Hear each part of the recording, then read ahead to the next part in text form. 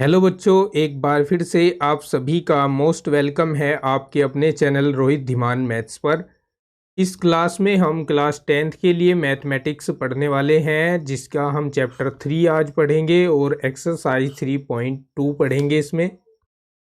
तो चलिए शुरू करते हैं और देखते हैं प्रश्नावली 3.2 का पहला क्वेश्चन क्या कहता है।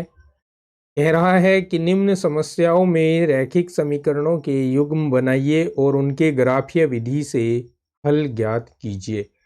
आपको ठीक उसी तरह से यहाँ पर पहले इक्वेशंस बनानी है जैसे आपने इससे पिछली एक्सरसाइज 3.1 में बनाई थी। तो सिचुएशन को पढ़ते हैं और इसकी समीकरण बनाते हैं। फिर कक्षा 10 के 10 विद्यार्थियों ने एक गणित की पहली प्रतियोगिता में भाग लिया।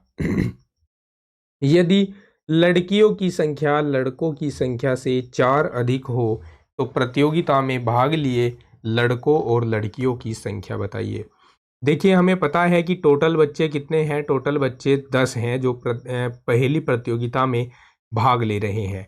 फिर आगे कहा जा रहा है कि लड़कियों की जो संख्या है वो लड़कों की संख्या से 4 अधिक है। सबसे पहले तो हमें ये नहीं पता कि इन 10 बच्चों में कितने लड़के हैं और कितनी लड़कियां हैं। तो जब हम सॉल्यूशन कर रहे होंगे इस फर्स्ट पार्ट का तो हम लिखेंगे माना प्रतियोगिता में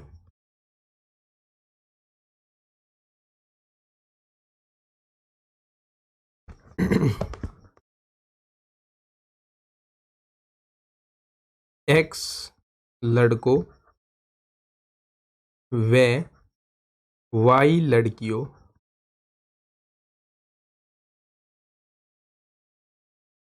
ने हिस्सा लिया है या भाग लिया है।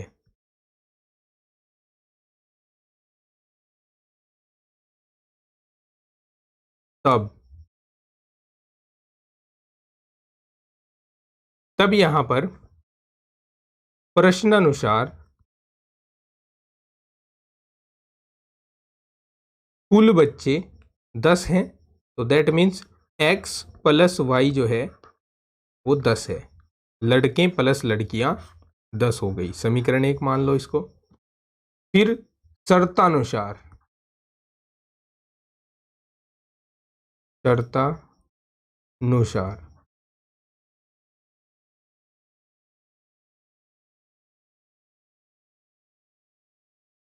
शर्तानुसार क्या है, यहाँ देख सकते हैं। शर्त यदि लड़कियों की संख्या लड़कों की संख्या से 4 अधिक हो, यानी जो y है ना लड़कियों की संख्या वो लड़कों की संख्या यानी x से 4 अधिक है। अधिक होने का मतलब इसमें 4 जोड़ा जाएगा। ये समीकरण 2 हो गई। अब हम इन दोनों समीकरणों का हल करेंगे ग्राफीय विधि से। कर सकते हैं ऐसे भी, लेकिन ग्राफीय विधि से बोला है हमें, यहाँ पर आप देख सकते हैं। तो ग्राफीय विधि से ही हल करेंगे इसका। तो उसके लिए हमें इन दोनों इक्वेशंस को साइड बाय साइड लिख लेना है और इनके ग्राफ बनाने के लिए x और y के दो मान ज्ञात कर लेने हैं जो हम इन समीकरण में रखें और ये संतुष्ट हो जाएं, अर्थात LHS बराबर RHS हो जाए इनका। तो ऐसे में हम क्या करते हैं एक टेबल बनाते हैं। टेबल बना रहा हूं यहां पर।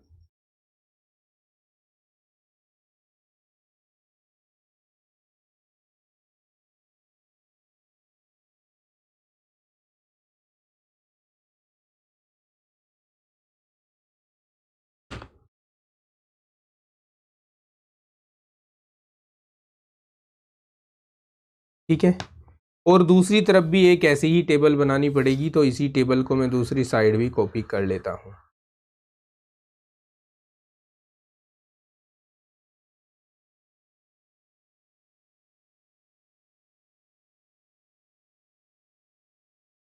एक मिनट रुकिएगा। लीजिए, इधर भी एक टेबल हमने बना दी है।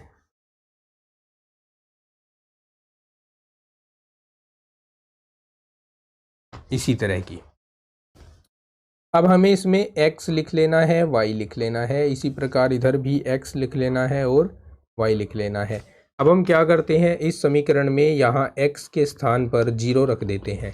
जब यहाँ पर हम 0 रख देंगे तो टेबल में भी 0 रख लेंगे x के स्थान पर। तो यहाँ से हम देख सकते हैं y बराबर सीधा ही 10 के इक्वल आएगा।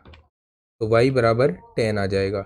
और जब हम y को 0 रखेंगे तो y को टेबल में 0 रख देंगे तो y वाला पद जो है वो पूरा कैंसिल हो जाएगा, यहाँ से हट जाएगा। तो x बराबर कितना आएगा, 10 आएगा। तो x के स्थान पर 10 लिख देंगे।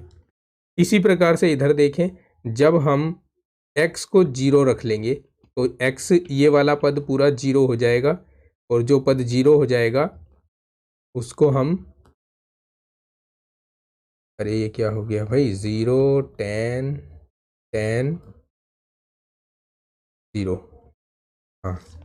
और यहाँ ये 0 रख दिया तो y का वैल्यू 4 आएगा। और अब अगर हम y को 0 रख दे तो ये पद 0 हो जाएगा, 0 बराबर x प्लस 4 आएगा। और यहाँ से अगर x का वैल्यू निकालूँ तो x बराबर आएगा -4, तो यहाँ हम -4 लिख देंगे। अब इसका एक ग्राफ बनाएंगे, ग्राफ बनाएंगे इसका।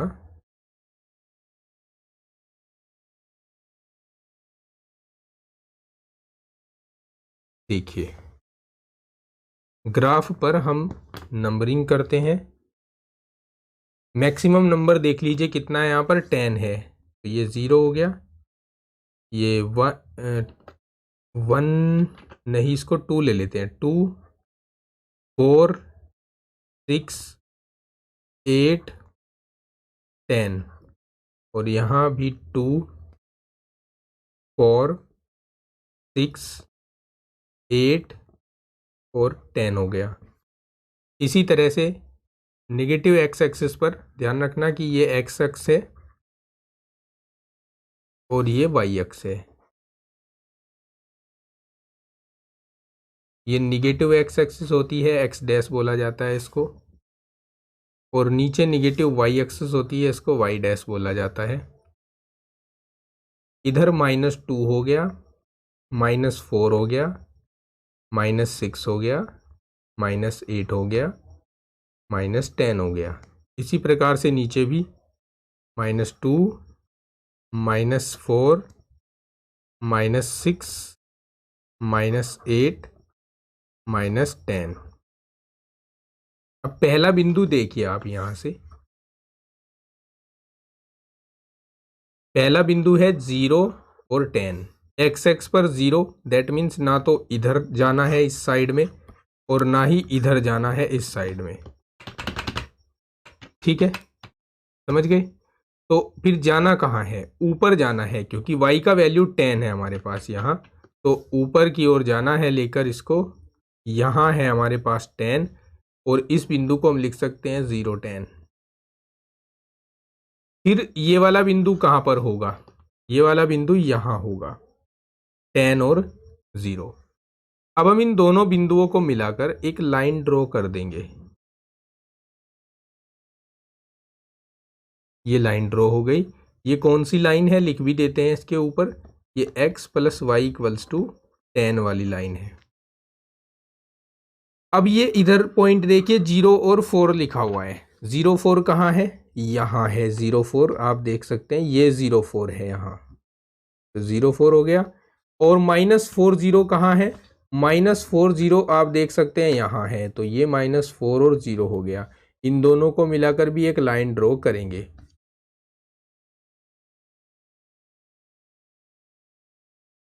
इन दोनों को मिलाकर लाइन ड्रॉ करनी है, और इस लाइन को आगे तक बढ़ाना है, ठीक है। ये जो हमने यहाँ पर अंतराल ले रखे हैं, ये वाले अंतराल, ये आप स्केल से मापकर 1 सेंटीमीटर के लोगे, और जब आप इनको 1 सेंटीमीटर के लेकर चलोगे तो यहाँ ये जो पॉइंट है ये एक्स एक्स पर मिलेगा 7 पर, और वाई एक्स पर मिलेगा 3 पर, ठीक है। यहाँ तो ऐसे मिलता हुआ नज़र नहीं आ रहा है, लेकिन क्योंकि यहाँ मेजरमेंट नहीं ली है मैंने, इक्वल डिस्टेंस नहीं हो पाई, क्योंकि वो केवल स्केल से ही संभव है। तो आप जब इसको स्केल से करेंगे तो इक्वल मेजरमेंट लेंगे, दैट मीन्स ये 1 सेंटीमीटर लेंगे आप गैप, सारा का सारा, इधर भी हर एक एक्सिस पर 1 सेंटीमीटर, तो आपका आंसर बिल्कुल ठीक आएगा। यहाँ मैं बता देता हूँ, ये पॉइंट आएगा 7 और 3, दैट मीन्स x का वैल्यू आएगा 7, और y का वैल्यू आएगा 3।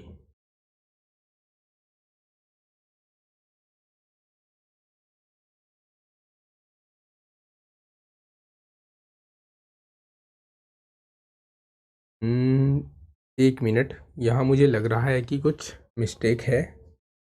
देखो ये ना, मैंने यहाँ पर उल्टा कर दिया है इनको। क्या होगा यहाँ पर, ये 3 पहले आएगा, 3 आएगा पहले और 7 आएगा बाद में। ठीक है, अब हमने यहाँ लिख देना है कि x की वैल्यू आएगी 3 और y की वैल्यू आएगी 7। दैट मीन्स x किसको माना था हमने x माना था लड़कों को और y माना था लड़कियों को। तो हम लिख देंगे प्रतियोगिता में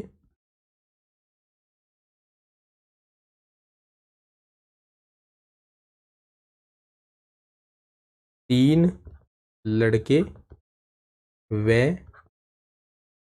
7 लड़कियों ने भाग लिया। ठीक है, और चूंकि ये अपना आंसर है इसलिए इस आंसर को हम ब्रैकेट में क्लोज करके लिख देंगे। ठीक है, ये हो गया अपना आंसर। समझ गए ना? चलिए तो फिर दूसरा क्वेश्चन समझते हैं।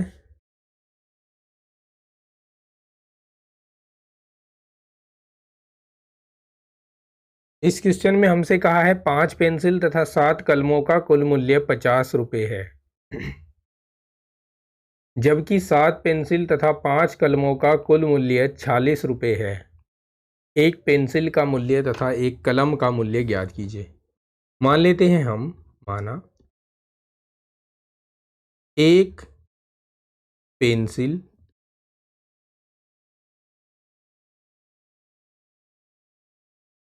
तथा एक कलम का मूल्य क्रमशः रुपये x व रुपये y है। पेंसिल का मूल्य x रुपये हो गया और पेन का मूल्य या कलम का मूल्य y रुपये हो गया। ठीक है, अब आपसे कहा है 5 पेंसिल हैं और 7 कलम हैं, दोनों को जब खरीदेंगे तो 50 रुपये में आएंगे। तो एक पेंसिल x रुपये में आ रही है तो 5 पेंसिल 5x रुपये में आएगी। एक पेन y रुपये में आ रहा है तो 7 पेन 7y रुपये में आएंगे और इनकी टोटल खरीद कितनी होगी, टोटल के लिए जोड़ देंगे, 50 रुपये खरीद होगी। ये बन गई समीकरण 1। ठीक है, और यहाँ लिख देंगे अकॉर्डिंग टू क्वेश्चन। ठीक है, प्रश्नानुसार। अगेन अकॉर्डिंग टू क्वेश्चन, पुनः फिर प्रश्नानुसार। आपसे कहा जा रहा है 7 पेंसिल हैं और 5 कलम हैं, इनका मूल्य है 46 रुपये। तो आप समीकरण कैसे बनाएंगे, 7x plus 5y equals to 46। This is equation second. ठीक है, समीकरणें बन गई। अब हम इनके ग्राफ बना लेते हैं।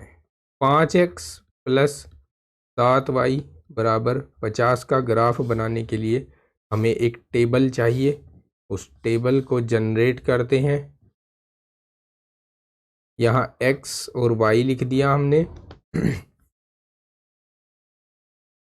देखो अब ये कैलकुलेशन ध्यान से समझना, ये कैलकुलेशन मेन है क्योंकि कुछ बच्चे इस कैलकुलेशन को जान नहीं पाते हैं कि किस तरह से एक्स वाई की वैल्यू ज्ञात किए जाते हैं। तो 5x प्लस 7y बराबर 50 एक आपके पास समीकरण है। आप चाहते हैं कि इजीली, बड़ी आसानी से x और y के मान आपको ज्ञात हो जाएं, तो सबसे पहले ये जो दोनों पद एक ही साइड हैं इनको हटाइए और एक साइड में केवल एक चर का मान दूसरे चर के पदों में ले आइए। तो यहाँ पर मैं ऐसा करता हूँ, इस 5x को दूसरी साइड पे ले जाता हूँ, तो ये 7y बराबर 50 माइनस 5x हो जाएगा, है ना। अब मैं क्या करता हूं, ये जो 7 है मेरे पास, यहां देख सकते हैं आप, इस 7 को भी दूसरी साइड ले जाऊं तो y equals to 50 minus 5x upon 7 हो गया। अब मुझे x के कोई दो मान ऐसे सोचने हैं जो मैं यहां x के स्थान पे रख दूं और कैलकुलेशन करने के बाद मेरे पास एक नंबर आ जाए। जैसे अगर मैं यहां पर 35 बनाना चाहता हूं, मैं जानता हूं कि 7 के टेबल में 35 आता है 5वें स्थान पर, तो अगर मैं यहां पर 35 बनाना चाहता हूं तो मुझे क्या करना होगा।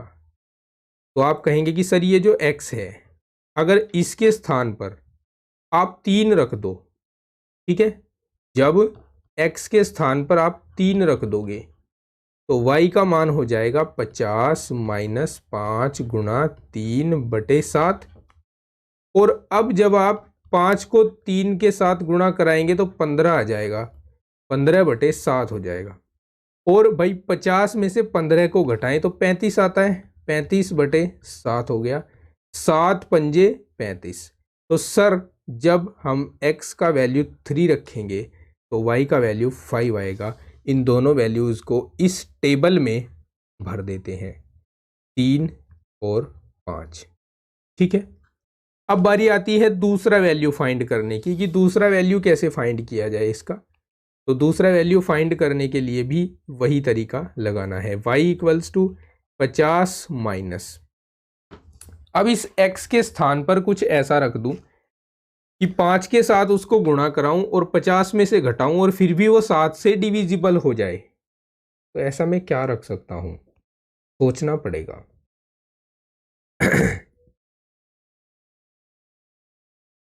7 दूनी 14 होते हैं, 7 तिया 21 होते हैं, 7 चौक 28 होते हैं,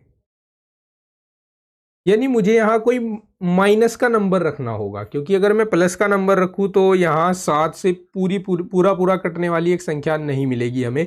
तो मैं क्या कर देता हूँ, अब की बार x का वैल्यू निगेटिव ले लेता हूँ, और निगेटिव में भी क्या ले लेता हूँ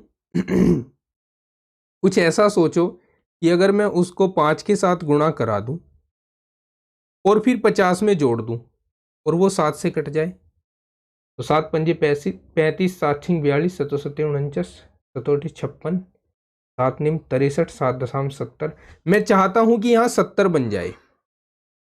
अब 70 बनाने के लिए ये जो पद है इसका 20 होना जरूरी है, माइनस का 20, और माइनस का 20 करने के लिए इसे x का वैल्यू -4 रख सकता हूं, ठीक है। तो यहाँ -4 रख दिया, 1 मिनट, 5 गुणा -4 रख दिया और बटे में 7 आ गया, तो 50 प्लस 20/7 आ गया, यानी 70/7 आ गया, यानी 10 आ गया। तो यहाँ अगर आप x का वैल्यू -4 रखते हो तो y का वैल्यू 10 आ जाएगा। तो लिख दो अपनी सारणी में -4 और 10, ठीक है। तो ये पूरी की पूरी कैलकुलेशन, रफ कैलकुलेशन है, ये आपको एग्ज़ाम में करके नहीं दिखानी होती, इसको आप रफ पेज पर करते हैं या फिर साइड में कर लेते हैं और बाद में इसको रफ कहकर काट दिया जाता है। ये तो पहली समीकरण के बिंदु आ गए। दूसरी समीकरण भी लिख लेते हैं। दूसरी समीकरण क्या है देख लीजिए, 7x plus 5y equals to 46 है। ये है समीकरण 2 हमारे पास। इसकी भी टेबल जनरेट करते हैं उसी प्रकार से।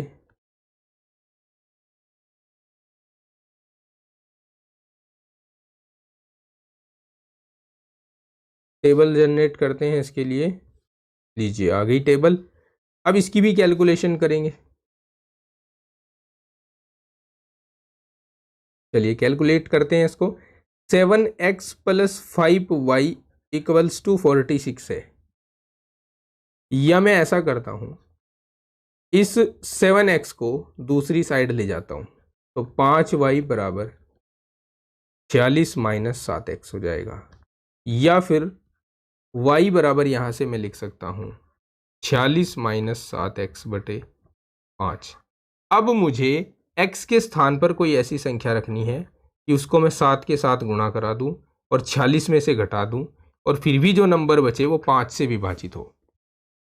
तो सोचना पड़ेगा भाई ऐसा क्या है हमारे पास। ठीक है, तो देखिए अगर मैं यहाँ पर 3 रख देता हूँ, जब x बराबर 3 तो y बराबर 46 जो का त्यों 7 जो का त्यों x के स्थान पर 3 रख दिया, बटे में 5 आ गया, बराबर 46 माइनस 21/5 आ गया।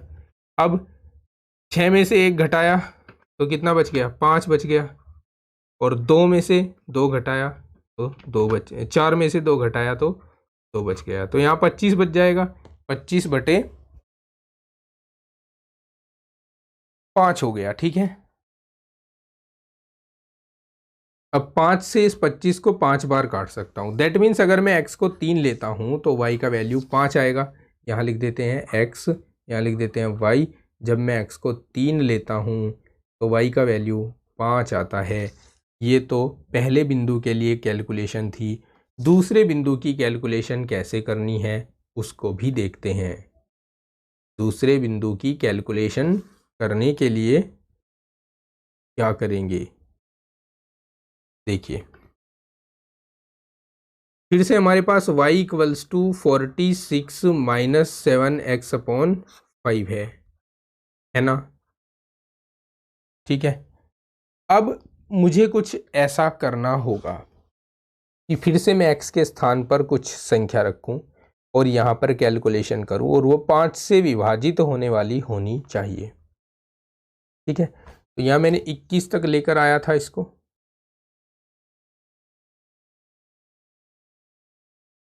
अब मुझे यहाँ माइनस का नंबर लेना पड़ेगा, कोई मजबूरी है हमारी, क्योंकि इससे अगर छोटी संख्या या बड़ी संख्या हम लेंगे तो वो 5 से पूरी तरह विभाजित नहीं होगी। और ऐसा नहीं है कि हम पूरी तरह विभाजित होने न होने पर क्वेश्चन को नहीं कर पाएंगे, ये बस हम एग्जैक्ट ग्राफ बनाने के लिए ऐसा कर रहे हैं। तो भाई सोचो ऐसी संख्या कोई, जैसे अगर मैं यहाँ पर 46 में क्या जोड़ूँ कि वो 5 का गुणक बन जाए या 5 से विभाजित होने वाला हो जाए। तो देखिए अगर मैं यहाँ पर x का वैल्यू -2 रख लेता हूँ तो y बराबर आ जाएगा 46 माइनस 7 गुणा -2 और बटे में 5 आ जाएगा, बराबर ये 46 प्लस 14/5 आ जाएगा। 7 दूनी 14 हो जाएंगे ना, माइनस माइनस प्लस हो जाएगा। तो अब ये 6 और 4 10 हो गए, 4 और 1 5 और 1 6 हो गए, 6/5 आ गया। ठीक है, 46 और 14 60 हो जाते हैं और 5 से 60 को काट सकते हैं 12 बार, अर्थात अगर मैं x का वैल्यू -2 लूँ तो y का वैल्यू 12 आएगा। भर देते हैं यहाँ पर, अगर मैं x का वैल्यू -2 लेता हूँ तो y का वैल्यू 12 आता है। अब बारी आती है ग्राफ बनाने की। किस प्रकार से ग्राफ बनाएंगे हम, चलिए पहले ग्राफ बनाने के लिए इसको थोड़ा सा मिनिमाइज कर देते हैं। ये कैलकुलेशन मिनिमाइज हो चुकी है और इस कैलकुलेशन को भी मिनिमाइज कर देते हैं।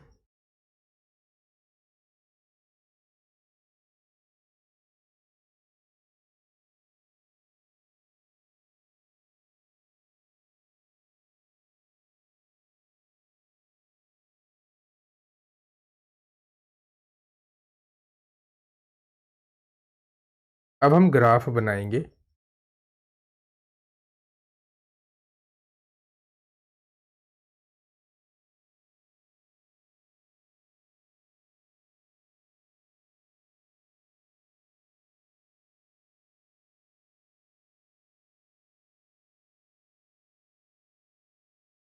इस ग्राफ पर हम देखिए मिनिमम और मैक्सिमम वैल्यू दिखानी है। पहले मैक्सिमम वैल्यू 12 है y की वैल्यू, और मिनिमम वैल्यू -4 है। ठीक है,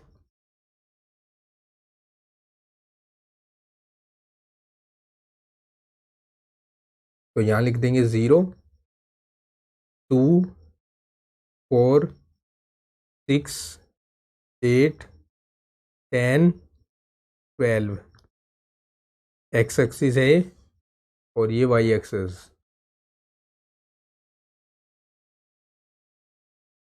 फिर 2 4 6 8 10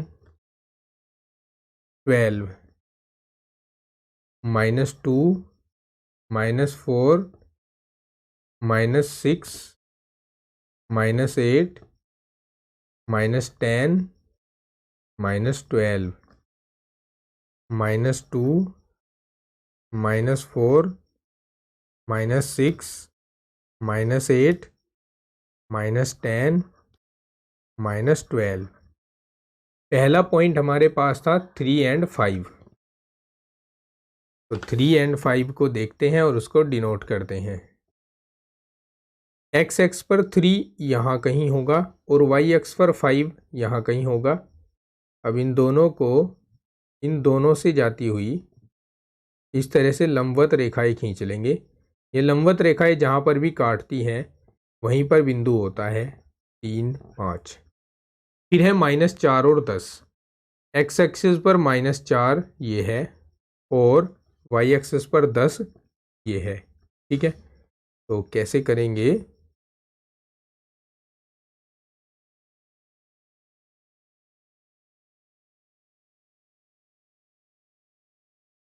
देखो यहाँ से तो ये परपेंडिकुलर लाइन और यहाँ से ये परपेंडिकुलर लाइन, तो ये बिंदु है यहाँ। कौन सा बिंदु है ये? -4 और 10 है। इन दोनों से जाने वाली एक लाइन खींच देंगे।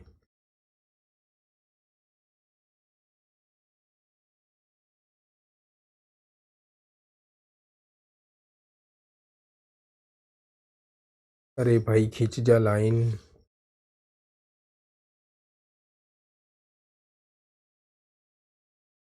ये लाइन खींच दी है हमने इन दोनों से जाती हुई। फिर दूसरी टेबल में आ जाते हैं। इस टेबल में हम देख रहे हैं पहला पॉइंट है 3।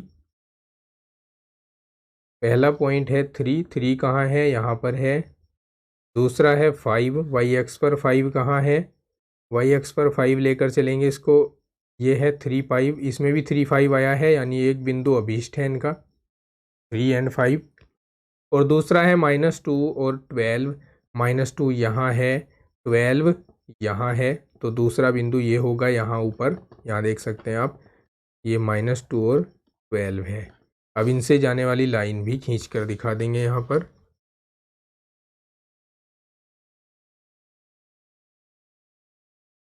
ये दोनों लाइनें एक दूसरे को जहाँ पर भी काट रही हैं वही इसका अभीष्ट हल है।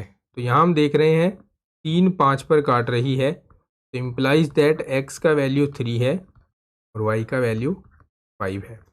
दैट मीन्स x किसको माना था हमने? पेंसिल को। तो पेंसिल की कीमत कितनी है? 3 रुपये है। पेंसिल की कीमत है ₹3 और पेन की कीमत है ₹5। ठीक है, तो ये अपना आंसर हो गया। ओके,